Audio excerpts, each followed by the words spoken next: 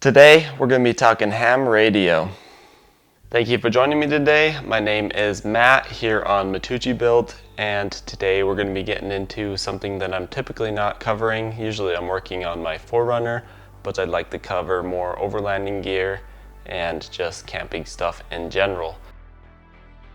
Okay, on to the topic for today. We're going to be talking about ham radios, also known as amateur radios. Well, ham is an abbreviation. It kind of relates to amateur, but some guy said it in the early 1900s, and I guess it stuck to people just being hams. Ham radios are still used quite often today, ranging from things like natural disasters to special events and just all of the above. There's so many things. I was surprised when I did the research at how much it's still used. But I'm mostly going to be using what's called simplex, which is kind of like a walkie-talkie mode, and that will mostly just be for off-road use. And today I'm just going to be covering pretty much my experience with getting licensed. Licensed, yeah, you do have to get licensed. It's kind of unfortunate, but to transmit in the ham bands requires a license by the FCC, which is the Federal Communications Commission. There are three main classes in amateur radio. You got the technician, general, and then extra. I'm just going to be going over the technician because it's the base one and it's what gets you started, so I'll just be doing that for now. There is a catch though. You can actually receive on ham frequencies without a license. That's what I've been doing lately because I just took my test about 3 days ago, and it is not required to listen to repeaters and frequencies if you do not have a license. I know you're dying to get onto what radio I'm running, but first I'm going to go over just real quickly how I studied to pass the test in a good amount of time. So I actually passed the test with only about 2 real days of studying. There were some videos I watched a few weeks out before the test, but it was really only in 2 days that I mainly studied. And this is mostly possible because the question pool that they use for the test is 100% public. So they take 35 questions from, I think it's a 300 question pool, and then they give you those questions. And I was able to just get an app and go over the questions 2 days in advance. It really only took me about 4 hours total, and I passed pretty easily. It's really not too difficult of a test, but there are some difficult questions, and for the apps I actually used hamstudy.org, which is $4. It's not too bad. And then there's a free one, Ham Radio Prep, that is pretty good, and I like both of those. It's a pretty good idea to just look at the questions with the correct answer, because then you see that correct answer when you're on the test and you know that that's the only answer because that's the only one that you looked at. But I did not do that. I took the practice tests a lot. But that is probably, I would say, the easiest way to just pass the test.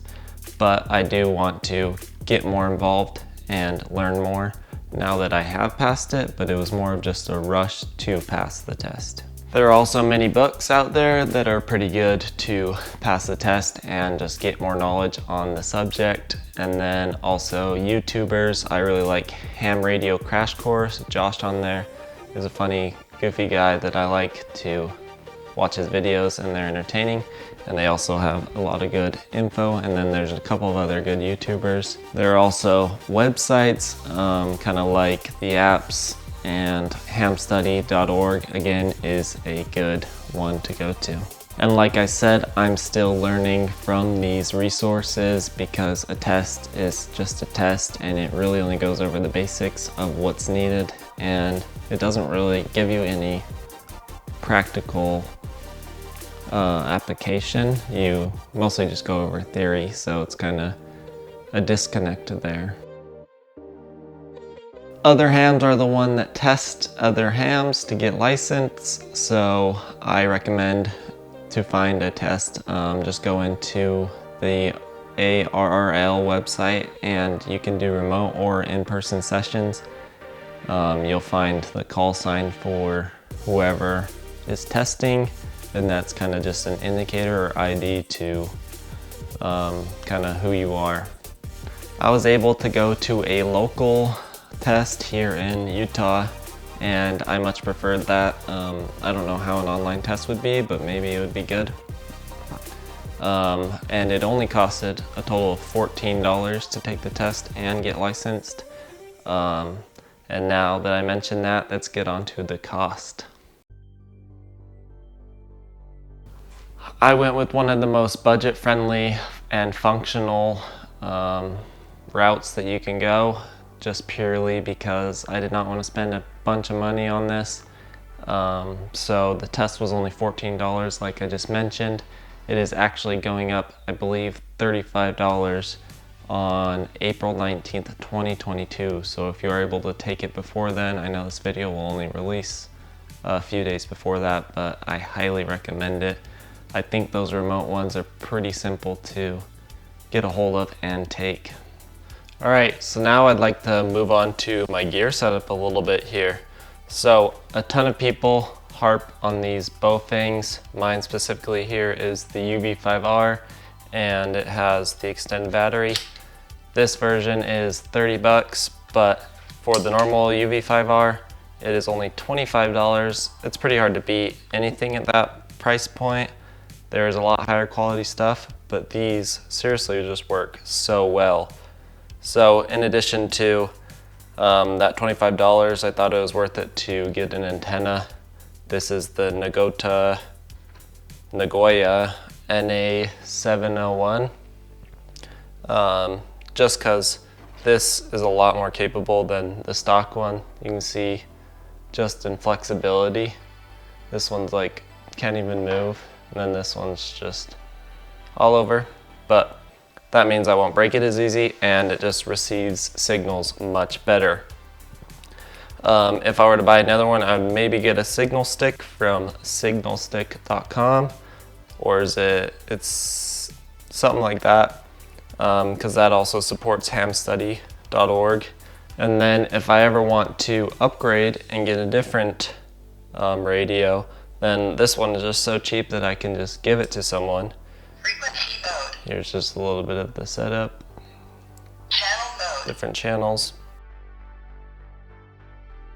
Although my little Baofeng is a great option for budget, there are also so many good handhelds like I just mentioned, and there are also a lot of great mobile receivers and transmitters, as well as a lot of good stationary equipment that run repeaters and just at-home setups.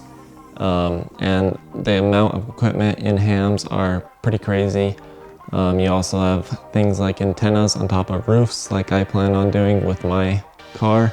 And then I can hook it into either that or get a mobile setup that I hardwire into my 4Runner.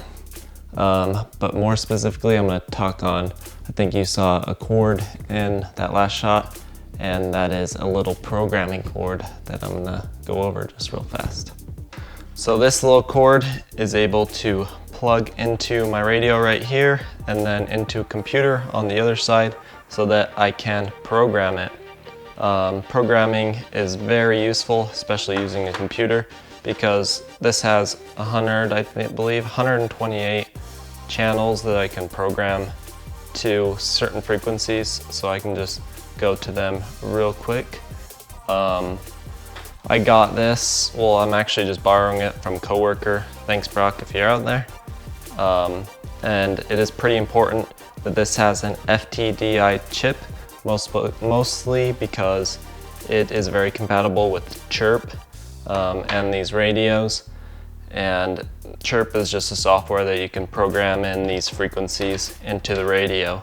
Using this cord is much easier than doing it manually. You can go through the menu and select certain things and set different codes and just offsets, whatever. There are so many different things, and these are very helpful. And then you can use like a repeater thing, I will link a video that Josh does on ham radio crash course. He goes over the same exact setup and how to put some things on using chirp and just for repeaters and some simplex uses. Okay, I believe that's all I wanted to touch on for this video. I would highly recommend, just to round this out, that you look a little farther into ham radios if you haven't already. I'd even mention, but they're very valuable in emergency uses. Cell towers are usually the first thing to go down, and to have some communication is pretty essential with loved ones and just community to, you know, help emergencies.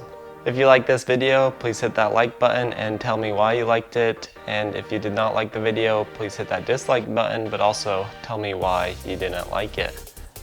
Subscribe if you find value and if I earned it. Stick around for some videos. Spring is around the corner and I believe I'm gonna do some trip videos, so those are exciting. And then check out other videos if you like working on vehicles and overlanding stuff.